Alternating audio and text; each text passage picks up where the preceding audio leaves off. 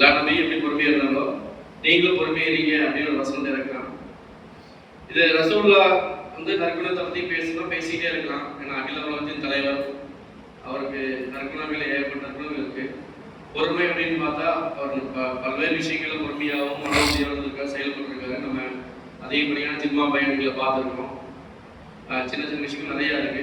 இருந்தாலும் நம்ம ஒரு வரலாற்றின் அடிப்படையில் பேசணும் அப்படிங்கிற பட்சத்தில் ஒரு சின்ன 4-5 விஷயத்தை எடுத்துக்கொண்டு காட்டி அவர் எப்படி மன உறுதியோடு இருந்தாரு, எப்படி பொறுமையோடு இருந்தாரு, இந்த காலத்தில் நம்ம எப்படி இருக்கிறோம், சின்ன சின்ன விஷயங்களுக்கு பொறுமை இல்லாமல் எப்படி இருக்கிறோம், மன உறுதி இல்லாமல் எப்படி இருக்கிறோம் அப்படிங்கிற ஒரு சின்ன எக்ஸாம்பிள் காட்டி அதை நம்ம பார்த்துலாம் இருக்கோம். அது 2-3 வரலாற்று நிகழ்வுகள் இருக்கு. சின்ன சின்ன சுருக்கமாக பார்த்துருவோம்.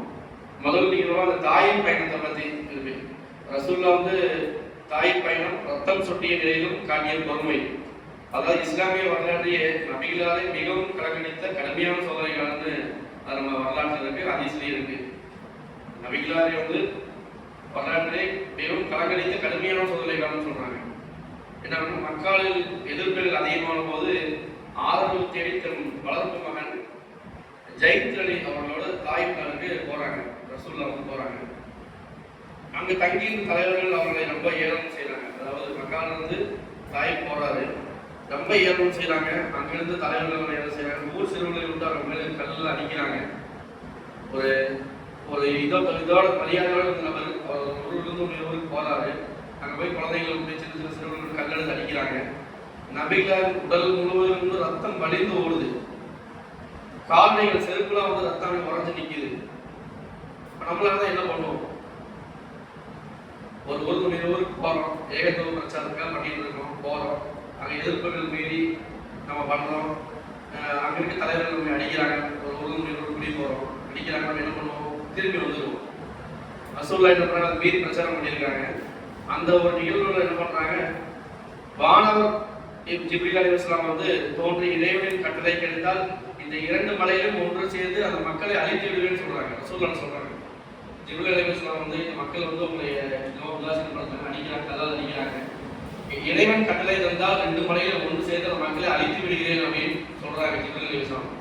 நபிகளார் சொல்றாங்க, வேண்டாம், இவர்கள் அறியாமல் செய்கிறார்கள், அவர்கள் அழிக்க வேண்டாம், அவர்களுடைய சந்ததியிலாவது அல்லாஹ்வை மட்டும் வணங்கும் நன்மக்கள் உருவாவார்கள் என்று நான் நம்புகிறேன் என்று கூறி அவர்களுக்காக பிரார்த்தனை செய்கிறாங்க. அதோட விட்டு விடல. ரசூலுல்லாஹ் என்ன சொல்றாங்க, வேணாம், அவங்களை அடிக்காதீங்க, அந்த 2 மலையை போட்டு அவங்களை அழிச்சிடாதீங்க, அவங்க சந்ததியிலாச்சும் நம்மளை இறைவனை அல்லாஹ்வை மட்டும் வணங்கும் சந்ததிகள் நண்பா வருவாங்க, அவங்க வம்சாவளியில அவங்க குழந்தைகள யாரோ ஒருத்தர் வருவாங்க என்று நான் நம்புகிறேன்.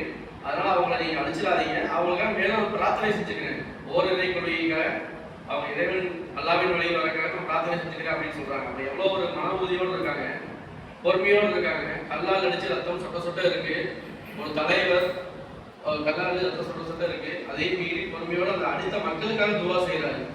நம்ம இன்னைக்கு சூழ்நிலைக்கு அப்படி செய்வோமா? இந்த நிலைமையில்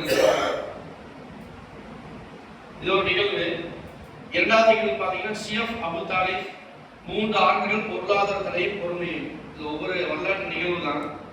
அதாவது இந்த அவர் ஏகத்துவ பிரச்சாரம் பண்ணிட்டு இருக்கும் போது என்ன நபிகளாரையும் ஒரு குடும்பத்தாரையும் முடக்குவதற்காக, அதாவது அவரை மட்டும் அடிச்சு பார்த்தாங்க, இது பண்ணி பார்த்தாங்க, ஒன்று வேலை நடக்காது, என்ன பண்ணி பார்த்தாங்க, நபிகளாரையும் குடும்பத்தையும் முடக்குவதற்காக குறைஷிகள் விதித்த சமூக விலங்கு ஊரில் தள்ளி வைப்பாங்கல்ல கிராமத்தில், அந்த மாதிரி நபிகளாரையும் ஷாஹிம் மற்றும் முத்தலிப் குடும்பத்தினரையும் ஷியஃப் அபு தாலிப் என்ற பள்ளத்தாக்கில் 3 ஆண்டுகள் சிறைபிடித்து வைத்தார்கள். எந்த உணவுப் பொருட்களும் அவருக்கு கிடைக்காதவர்கள் தடுத்தார்கள். ஷியஃப் அபு தாலிப் என்கிற பள்ளத்தாக்கில் 3 ஆண்டுகள் வந்து அவங்க அரசு பண்ணி வச்சிருக்காங்க. நபிகளார் மட்டும் இல்ல, அவருடைய குடும்பத்தார் ஷாஹிம் மற்றும் முத்தலிப் அவர்களுடைய குழந்தைங்க எல்லாமே டோட்டலாக நண்பர்கள் குடும்பத்தார் சேர்த்து சிறைபிடிச்சிருக்காங்க. பசியின் கொடுமையால் நபிகளாரும் தோழரும் மரங்களின் இலைகளை காய்ந்த தோள்களையும் வென்று பசியாற்றியதாக வரலாறு இருக்கின்றனர். எப்படி வரலாறு பாருங்க, சாப்பாடுல 3 வருஷமா சரியான உணவு இல்லை, காய்ந்த தோள்களையும் மரங்களின் இலையையும் வென்று பசியாற்றியதாக வரலாறு இருக்கின்றனர். குழந்தைகள் பசியால் அழுத சப்தம் பள்ளத்தாக்கு முழுவதும் கேட்டது. இவ்வளவு கொடூரமான சூழ்நிலையும் நபிகளார் தன் பொறுமையோ இறைவன் மீது நம்பிக்கையோ கைவிடவில்லை. அல்லாஹ்வின் மீது நம்பிக்கையோ கைவிடல, பொறுமையும் கைவிடல. மாறாக கண்டிப்பா இறைவனுடைய இந்த ஏகத்துவத்தை மக்கள்கிட்ட எத்தி வைக்கணும், கண்டிப்பா எல்லாரும் நம்பி அல்லாஹ்வின் பக்கம் வருவாங்க அப்படின்னு நம்பி எல்லாம் பொறுமையோட காத்திருந்தார். இது ஒரு வரலாற்று நிகழ்வு. மூன்றாவது நிகழ்வு சவுர் குகை நிகழ்வு. அதாவது மரண வாசல் ஏற்ற மன உறுதி. மக்காவிலிருந்து மதீனாவுக்கு ஹிஜ்ரத் போறாங்க. எதிரிகள் நபிகளாரை கொல்ல வெறித்தனமாக தேடி வந்தார்கள். அப்ப நபிகளார் சவுர் குகையில் ஒளிந்திருக்காங்க. சவுர் குகையின் வாசல் வரை எதிரிகள் வந்து விட்டார்கள். எதிரிகள் சற்றே குனிந்து பார்த்தால் கூட நபிகளாரை பிடித்து விட முடியும் என்ற சூழல். அப்ப அது கூட இருந்த அண்ணல் அபூபக்கர் ரலியல்லாஹு அன்ஹு நடுங்கி உடல் நடுங்கி என்ன சொல்றாங்க, நபிகளார் இந்த மாதிரி எதிரிகள் வர்றாங்க, எனக்கு பயமா இருக்கு அப்படிங்கிறாங்க. நபிகளார் அசைக்க முடியாத மன உறுதியோட கூறிய வார்த்தை அல்லாஹ் திருக்குறள் அப்படியே பதிவு செய்யலாம். கவலைப்படாதீர்கள், நிச்சயமாக அல்லாஹ் நம்மோடு இருக்கிறான் என்று திருக்குறான்ல 9வது அத்தியாயம் 40வது வசனத்தாவது. எதிரிகள் பக்கம் வந்துட்டா நம்ம எப்படி இருப்போம், நம்மளோட மனநிலை எப்படி இருக்கும்? ஆனா ரசூலோட மனநிலை இருக்கு. இப்ப குகையில ஒளிஞ்சிருக்காரு. எதுக்காக ஒளிஞ்சிருக்காரு? தப்பு பண்ணிட்டு போய் ஒளியில, ஏகத்துவம் பிரச்சாரம் பண்ணிட்டு போய் ஒளிஞ்சிருக்காரு. இஸ்லாத்தை எத்தி வைக்கிறதுக்காக ஒளிஞ்சிருக்காரு. சவுர் குகையில் ஒளிஞ்சிருக்காரு. எதிரிகள் வராங்க. கூட இருந்த அபூபக்கர் ரலியல்லாஹு அன்ஹு சொல்றாங்க, இந்த எதிரிகள் வராங்கன்னு நடுங்கி பயமா இருக்கிறாரு. ரசூலுல்லாஹ் சொல்றாங்க, கவலைப்படாதீர்கள், நிச்சயமாக அல்லாஹ் நம்மோடு இருக்கிறான் அப்படின்னு சொல்றாங்க. அப்ப எந்த அளவுக்கு பொறுமையோடும் மன உறுதியோடும் இறையச்சத்தோடும் இறை நம்பிக்கையோடு இருந்திருக்காங்கன்னு பாத்துக்கணும். இது ஒரு இழப்பு. அதாவது அவர் பொறுமையா இருந்ததுக்கான காரணங்கள் ஒவ்வொரு வரலாறா வருது. அது 4வது பொறுமையோட இருந்ததுக்கான இழப்பு மரணம். அவர் கூட மரணம் எந்த அளவுக்கு, நம்ம வீட்டில் ஒருத்தர் இறந்தா நம்ம எந்த அளவுக்கு விரக்தி அடைகிறோம், பேசணும் அப்படிலாம் இருக்கு. நபிகளார் தந்தை பிறப்பதற்கு முன்பே இறந்துட்டாங்க. வரலாறுல தான் வருது. ரசூலுல்லாஹ் தந்தை பிறப்பதற்கு முன்பே இறந்துட்டாரு. பிறந்து 6 வயதில் தாய் ஆமினாவும் மறைகிறாங்க. நபி பட்டம் கிடைத்த பிறகு அவர் துணையாக இருந்த முதலில் ஈமான் கொண்ட அன்பு மனைவி கத்தீஜா ரலியல்லாஹு அன்ஹா சிறிய காலத்தில் மரணிக்கிறாங்க. அவர்கள் மறந்து சிறிய காலத்தில் பாதுகாவலாக இருந்த சிறிய தந்தை அபூ தாலிப் அவர்களும் குறுகிய காலத்தில் மரணிக்கிறாங்க. இதோட தம் வாழ்நாளில் அவர் உயிரோடு இருக்கும் போதே அவரோட 6 பிள்ளைகளும் மறந்ததை அவர் நேரடியாக பார்க்கிறார். நம்மளோட மனதில் எப்படி இருக்கும்? நம்ம குழந்தைகள் நேரடியாக மரணிக்கும் நம்ம இருந்தோம் அப்படின்னு நம்ம மனதில் எப்படி இருக்கும்? என்னென்ன பேசுவோம், இறைவனை எப்படி சபிப்போம்? தன் மகன் இப்ராஹிம் அலி இருந்த போது நபிகளார் கண்ணிலிருந்து கண்ணீர் வடிந்து ஓடியது. ஆனால் சோகத்தில் ஒரு நாளும் தவறான வார்த்தையை பயன்படுத்தியதில்லை. ஒரு நாள் கூட இறைவனை திட்டியோ சூழ்நிலை திட்டியோ இப்படி ஆயிருக்கான் அப்படி ஆயிருக்கான் உனக்கு வந்து ஆயுசம் கொடுத்துக்கலாம் என் மகனுக்கு அந்த மாதிரி எந்த விதமான இல்லை. இறைவனோட தீர்ப்பு அல்ஹம்துலில்லாஹ் ஏற்றிருக்காரு. எந்த விதமான தேவையற்ற வார்த்தையும் என்பது பொறுமையோடு மன உறுதியோடு இருந்திருக்காரு அப்படிங்கிறது நான் சொல்லிக்காட்டேன். மேலும் மன உறுதிக்கு உடைய எடுத்துக்காட்டு பார்த்தீங்கன்னா சத்தியத்தில் பரப்புவதில் காட்டி அசைக்க முடியாத உறுதி. மக்காவுக்கு ஓரிரை கொள்கையை ரசூலுல்லாஹ் பிரச்சாரம் பண்ணிட்டு இருந்திருக்காங்க. அப்ப மக்கா குறைஷிகள் அவர் தடுக்க என்னமோ பண்ணி பார்த்திருக்காங்க, அடிச்சு பார்த்திருக்காங்க, விரட்டி பார்த்திருக்காங்க, ஒன்னும் வேற சூழ்ச்சி பண்ணி பார்த்திருக்காங்க. மக்கா குறைஷிகள் அவரது ஏகத்துவ பிரச்சாரத்துக்கு பல வழிகளில் முன் வர்றாங்க. என்ன பண்றாங்க அப்படின்னா, அவரோட சிறிய தந்தை அபூ தாலிப்ல போய் சொல்றாங்க, இந்த மாதிரி உங்க மகன்கிட்ட போய் சொல்லுங்க, அவருக்கு என்ன பணம் வேணுமோ தரும், செல்வம் தரும், இல்ல மன்னரா இந்த நாட்டுக்கு மன்னரா வேணும் அதிகாரத்தை தரும், இல்ல என்ன பெண்கள் வேணுமோ அழகிய பெண்கள் வேணுமோ அவருக்கு மனம் முடிந்து தரும், எல்லாமே தரும், இந்த ஏகத்துவ பிரச்சாரத்துக்கு நிறுத்த சொல்லுங்க அப்படின்னு சொல்றாங்க. அவர் சொன்னதை இந்த அபூ தாலிப் அவர்கள் ரசூலுல்லாஹ் எத்தி வைக்கிறாங்க. அப்போ ரசூலுல்லாஹ் திருப்பி என்ன சொல்றாங்கன்னா, என் சிறிய தந்தை அபூ தாலிப் மூலமாக இந்த தூது வந்த போது நபிகளார் அசைக்க முடியாத உறுதியுடன் கூறிய வார்த்தைகள் வரலாற்றில் பொன்னெழுத்துக்களால் குறிக்கப்பட்டது. அதை என்ன சொல்ற ரசூலுல்லாஹ் என்ன சொல்றாங்க, இந்த மாதிரி சொல்றாங்க, உங்களுக்கு அதிகாரம் வேணா தரேன், பணம் வேணா தரேன், இல்ல அழகிய பெண்கள் வேணா திருமணம் முடித்து வைக்கிறேன் அப்படின்னு சொல்றாங்க. குறைஷிகள் மன்னர் சொல்றாங்க, நீங்க இந்த பிரச்சாரத்தை நிறுத்தணும் அப்படின்னு சொல்றாங்க. ரசூலுல்லாஹ் என்ன சொல்றாங்க, எனது வலது கையில் சூரியனையும் இடது கையில் சந்திரனையும் கொண்டு வந்து வைத்தாலும் சரி, அல்லாஹ் இந்த மார்க்கத்தை வெற்றி பெற செய்யும் வரை அல்லது நான் இதற்காக அழியும் வரை என் லட்சியத்திற்கு பின்வாங்க மாட்டேன் அப்படிங்கிறாங்க. என்ன சொல்றாங்க, வலது கையில் சூரியனும் இடது கையில் சந்திரனையும் கொண்டு வச்சாலும் சரி, அல்லாஹ் இந்த மார்க்கத்தை வெற்றி பெற செய்யும் வரை அல்லது நான் இதற்காக உயிர் விடும் வரை இதற்காக அழியும் வரை என் லட்சியத்திற்கு பின்வாங்க மாட்டேன் அப்படின்னு ரசூலுல்லாஹ் சொல்றாங்க. இதெல்லாம் வரலாற்று படிப்புகள். நம்ம இன்னைக்கு என்ன பண்றோம், சூழ்நிலை எவ்வளவு சாதாரண மாறினாலும் நம்ம உலகவாசிக்கு ஆசைப்பட்டு சில வேலைகளை சொல்றாங்க. ரசூலுல்லாஹ் என்ன பண்றாங்க, உலக ஆசைகள் குறிப்பிட்டாலும் சத்திய வழியில் சிறிது விலகக்கூடாது என்பதற்கு நபிகளின் வார்த்தைகளே சான்று. அவர் எவ்வளவு உறுதியோடு இருந்தார் அப்படிங்கிறது சான்று. அடுத்த ஒரு வரலாறு இருக்கு. உஹது போர்க்களத்தில் சோதனை. உஹது போர்க்களத்தில் நபிகளார் பற்கள் உடைக்கப்பட்டது, முகம் காயமடைந்து அவர் இறந்து விட்டதாக வதந்தி பரவிய போதும் மனம் உறுதி இழக்காமல் தோழர்களை ஒருங்கிணைந்து தொடர்ந்து களத்தில் இருந்தார்கள்.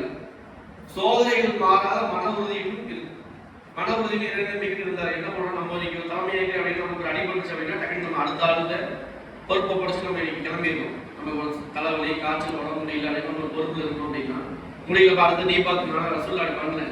உஹது போரில் நபிகளாரின் பற்கள் உடைக்கப்பட்டு முகம் காயமடைந்து அவர்கள் இறந்து விட்டதாக வதந்திகள் வந்த போதும் மன உறுதி இழக்காமல் தோழர்களை ஒருங்கில் தொடர்ந்து களத்தில் இருந்தார்கள். சோதனையும் மாறாத மன உறுதியும் இறை நம்பிக்கையும் கொண்டார்கள். இது ஒரு சான்று, வரலாற்று சான்றில் இது ஒரு சான்று. அவருக்கு பல்ல உடஞ்சு காயமாயிருக்கு இருந்தாலும் போர்ல துணை தாங்கியிருக்காங்க அப்படிங்கிறாங்க. நின்று கடைசி வரைக்கும் நின்று அந்த இதை பண்ணியிருக்காங்க. மக்காவாசிகள் செய்த கொடுமைகள் 13 ஆண்டுகள் மக்காவில் நபிகளாரையும் அவர்கள் தோழரையும் சொல்ல துயராத ஆளாக்கினார்கள். தொழுகையில் இருக்கும் போது கழுத்தில் குடலை தூக்கி போட்டார்கள். ஊர் நீக்கம் செய்து பசியால் வாழ வைத்தார்கள். கடைசியில் கொல்லவும் செய்தார்கள். நம்ம பார்த்ததான் ஊர் நீக்கம் செஞ்சாங்க. தொழுகையில் இருக்கும்போது கழுத்தில் குடலை தூக்கி போட்டார்கள். எல்லாத்துக்கும் ரசூல் வந்து பொறுமையா தான் இருந்தாங்க, மன உறுதியோடு இருந்தாங்க. கண்டிப்பா இந்த அல்லாஹ்வின் இறை இது வந்து எல்லா மக்களும் எத்தி வைக்கணும் அப்படின்னு கொல்லவும் செய்தார்கள். கடைசியில் என்ன பண்ணாங்க? ஆனால் 10 ஆண்டுகளுக்கு பிறகு ரசூல்லா வந்து அதே ஒரு பேரரசராக வெற்றி வீரராக வராங்க. மக்காவில் நுழையும் போது நபிகளா சற்றனும் தலைகளும் கொள்ளவில்லை. இன்னைக்கு எப்படி இருக்கலாம்? இன்னைக்கு நம்ம ஆட்சியாளர்கள் எப்படி இருக்காங்க? ஒருத்தர் இருக்கிறாங்க, மாறி திருப்பி அவங்க ஆட்சிக்கு வரும்போது அவங்க தலைகளும் எப்படி இருக்கு? பழிவாங்க நோக்கம் இருக்கு. இதுக்கு முன்னாடி ஆட்சியாளர்ல இதுக்கு முன்னாடி கொடுமைப்படுத்துறவங்க தலைகளும் கொடுமைப்படுத்தும் நோக்கம் இருக்கு, நடந்துகிட்டு இருக்கு.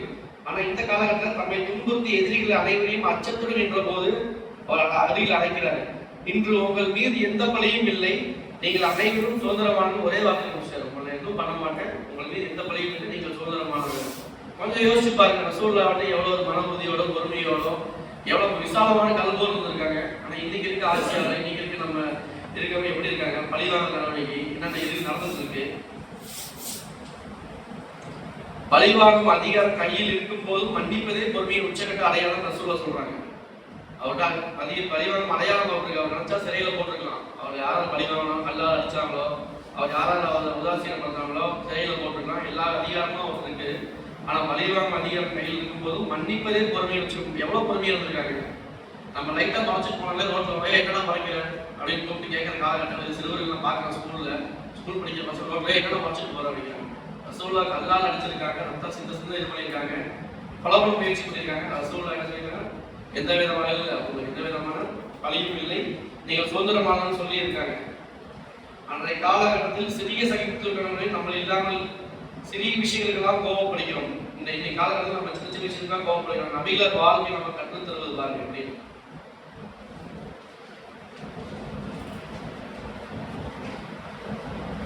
சத்தியமான அதை ரசூலுல்லாஹ் வாழ்க்கை பாடம் நம்ம கண்ட கல்வி என்னன்னு பாத்தீங்கன்னா, சத்தியமான பாதையில் செல்லும் போது எதிர்ப்பு நிச்சயம் வரும். அதை உறுதியோடு எதிர்கொள்ள வேண்டும். எவ்வளவு பெரிய ஆபத்து வந்தாலும் இறைவன் மீதான நம்பிக்கை விடக்கூடாது. நமக்கு எவ்வளவு பெரிய ஆபத்து வந்தாலும் இறைவன் மீதான நம்பிக்கை, அல்லாஹ் இருக்காங்க அப்படிங்கிறத சொல்லணும். அந்த ஆபத்துக்கும் இதுக்கும் அஞ்சக்கூடாது. துன்பங்கள் வரும்போது நிதானம் இழக்கக்கூடாது. பிறர் தவறு செய்யும் போது கோபப்படாமல் பொறுமையாக மன்னிக்க வேண்டும். பிறர் தவறு செய்யும் போது கோபப்படாமல் பொறுமையாக மன்னிக்க வேண்டும். சோதனைகள் அனைத்தும் இறைவனின் நாட்டம் என்பதை உணர்ந்து சகித்துக் கொள்ள வேண்டும். இது ரசூலுல்லாஹ் வாழ்க்கை வரலாறு பேசிக்கிட்டே இருக்காங்க. நம்ம நேரம் பார்த்தாது. அதாவது நடுக்குணர்களுக்கு சொந்தக்காரர் வந்து நபிகள் நாயகம் ஸல்லல்லாஹு அலைஹி வஸல்லம் வந்து நடுக்குணர்களுக்கு சொந்தக்காரர். பொறுமையும் உறுதியும் பல விஷயத்துல பொறுமையோடு இருக்காரு, பல விஷயத்துல மன உறுதியோடு இருக்காரு. எல்லாத்தையும் இந்த சபை எடுத்து வைக்கணும் அப்படின்னா நமக்கு ஒரு டைம் ஆயிடும் முடியாது. அதனால இதோட விஷயம் நபிகள் நாயகம் ஸல்லல்லாஹு அலைஹி வஸல்லம் அவர்கள் சுன்னத்தான நற்குணத்தை நம்முடைய அன்றாட வாழ்க்கையில் பின்பற்றி நாமும் வாழும் தௌஃபீக் அல்லாஹ் நம் அனைவருக்கும் தந்தரல் புரிவானாக.